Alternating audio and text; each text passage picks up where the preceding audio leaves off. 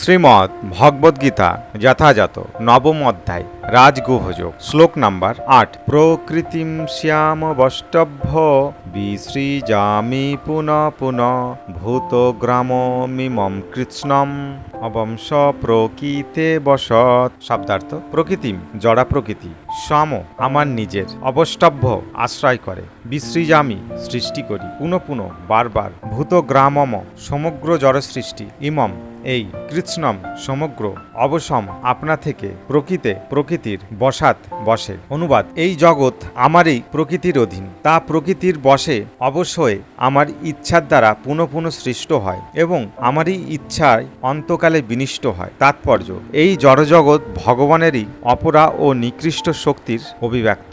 সেই কথা পূর্বেই কয়েকবার বর্ণনা করা হয়েছে। সৃষ্টির সময় জড়শক্তি মহৎ তত্ত্বরূপে পরিণত হয় এবং প্রথম পুরুষাবতার মহাবিষ্ণু তাতে প্রবেশ করেন। তিনি কারণ সমুদ্রে শায়িত থাকেন এবং তার নিঃশ্বাসের ফলে কারণ সমুদ্রে অসংখ্য ব্রহ্মাণ্ডের সৃষ্টি হয় এবং সেই প্রতিটি ব্রহ্মাণ্ডে তিনি আবার গর্ভদক্ষায়ী বিষ্ণুরূপে প্রবেশ করেন। প্রতিটি ব্রহ্মাণ্ড এভাবেই সৃষ্টি হয়েছে। তিনি নিজেকে আবার ক্ষীরোদক্ষায়ী বিষ্ণুরূপে প্রকাশিত করেন এবং সেই বিষ্ণু সর্বভূতে প্রবিষ্ট হন, এমনকি অতি ক্ষুদ্র পরমাণুতেও প্রবেশ করেন। সেই তত্ত্ব এখানে বিশ্লেষণ করা হয়েছে। তিনি সবকিছুর মধ্যে প্রবেশ করেন। এখন জীবদের সম্পর্কে যা সংঘটিত হতে থাকে তা হচ্ছে সেগুলিকে জড়া প্রকৃতির গর্ভে সঞ্চারিত করা হয় এবং তাদের অতীতের কর্ম অনুসারে তারা বিভিন্ন অবস্থা প্রাপ্ত হয়। এভাবে জড়জগতের কার্যকলাপ শুরু হয়। সৃষ্টির একেবারে শুরু থেকেই বিভিন্ন প্রজাতির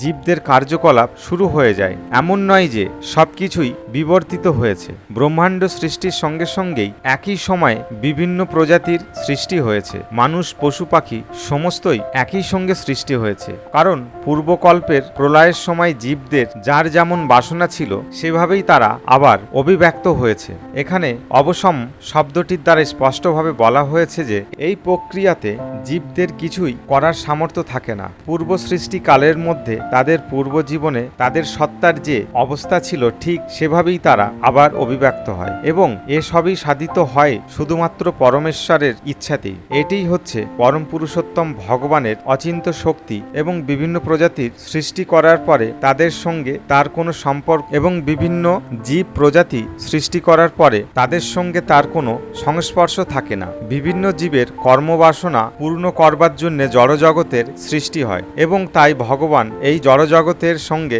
লিপ্ত হন না।